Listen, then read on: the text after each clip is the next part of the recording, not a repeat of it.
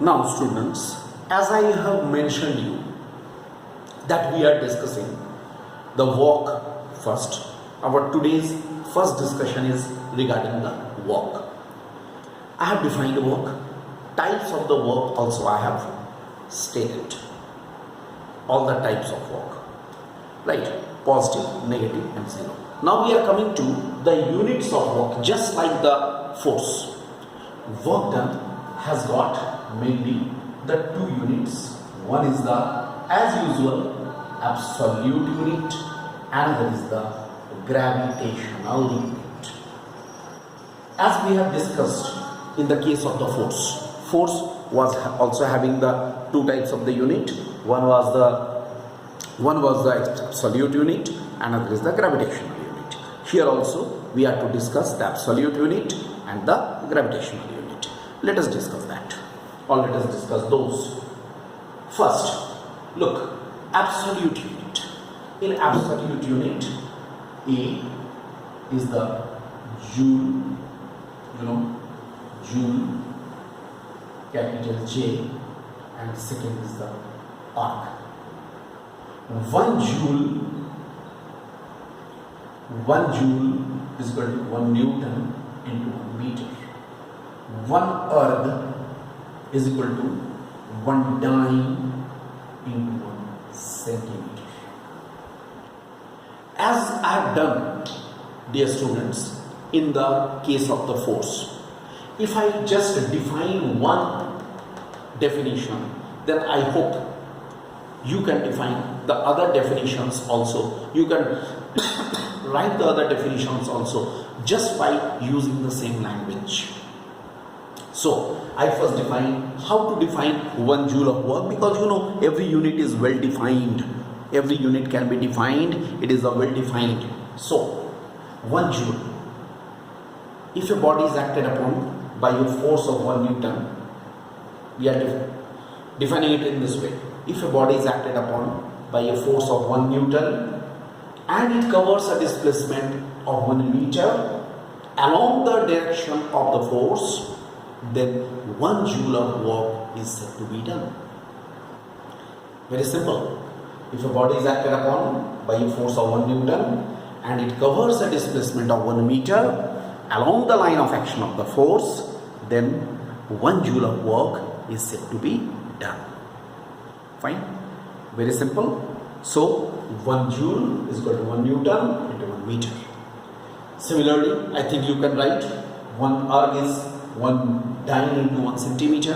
So if a body is acted upon by a force of 1 dyne, so that it covers a displacement of 1 centimeter along the line of action of the force, then 1 erg of work is said to be done.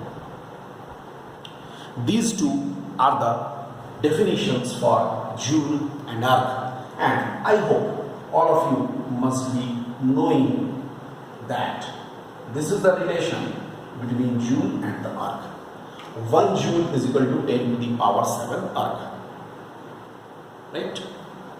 On the other hand, if I take the case of gravitational unit, same way, 1 kg meter is equal to 1 kg weight, okay, or 1 kg F into 1 meter. एक ही बात है, 1 kg weight or 1 kg F, and another is 1 gram centimeter.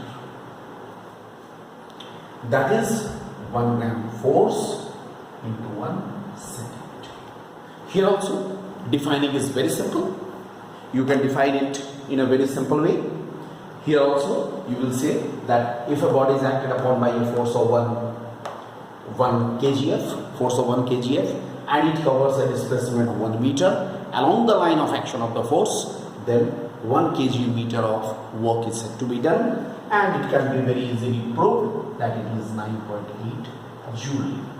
Similarly, if a body is acted upon by a force of 1 gram force and it covers a displacement of 1 centimeter due to it, then 1 gram centimeter of work is said to be done, that is 980 erg.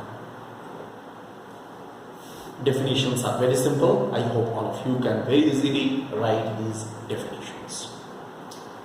This is all about the walk, initially walk. हम लोगों ने walk के बारे में पूरा discuss किया. These are the things regarding the walk. Now we are coming to the next topic.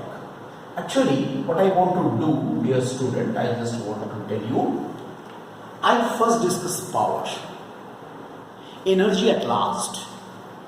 We shall discuss energy at last because power को हम लोग पहले डिस्कस कर ले. Power is a small topic. Energy is a huge, big topic. It has to be discussed in a detail. So, after doing work, I am discussing power first. Power, basically, power is defined as rate of doing work.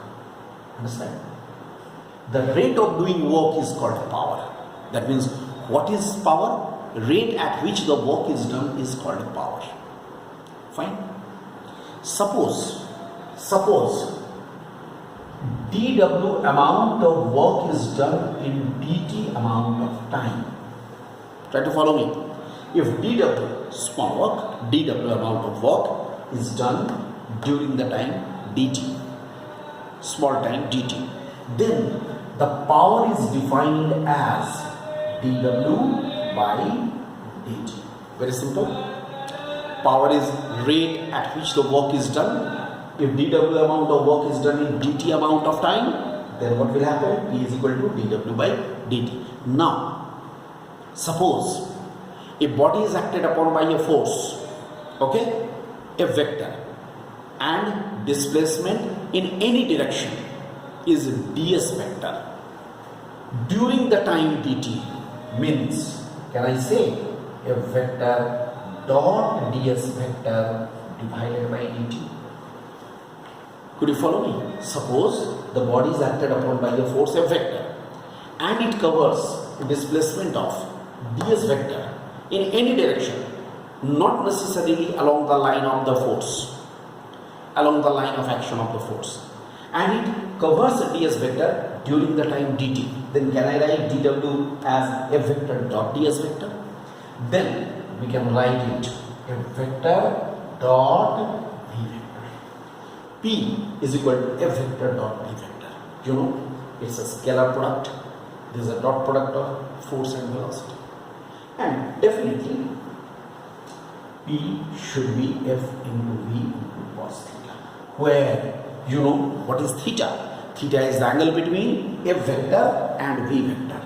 Force and the velocity के बीच का angle है. And as I told you before only, in our syllabus, we are giving stress on SI unit. And you know, SI unit for work is Joule, right? So SI unit of power